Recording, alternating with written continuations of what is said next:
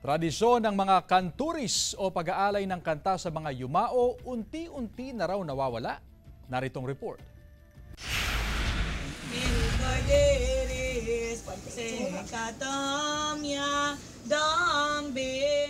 Hindi pangkaraniwang dasal ang inaalay sa puntod ng mga namayapa, kundi sa isang kantang dasal idinadaan ni Teresita ang panalangin niya para sa mga yumao.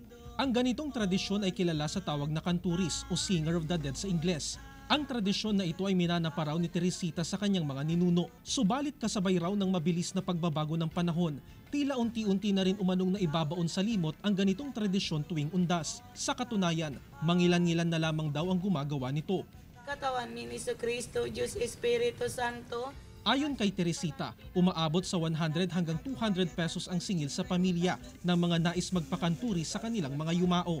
Kami lang po yung natitira mga, siguro kung hindi ako nagkakamali, mga 20 na po kami dito. Yung may mga may mga young na gusto ding mag-aral. Tuloy-tuloy yung tradisyon na hindi naman mapuputol basta-basta kasi hanggat may nagpapadasal, may nagdadasal. Bagamat maituturing na dying culture ang kanturis, may ilan pa ring nagpapadasal sa kanilang mga mahal sa buhay sa paniniwalang mas mailalapit ang kaluluwa ng mga yumao sa Diyos. Mangilan-ngilan, pero dito talaga sa San Carlos, tuwing inaalala namin yung sa probinsya namin yung kamatayan ng aming magulang, tuwing anong araw sila namatay, maghanda ka, ganun. Tapos ito, padadasalan mo. Tanggap naman ng simbahang Katolika ang ganitong serbisyo na inaalok ng mga kanturis. Sa katunayan, ang ibang dasal ay dinadaan naman daw sa pag-awit. Kadalasan yung mga dinadasal nila, yun yung mga sa basic prayers ng ating pananampalataya sa simbahan.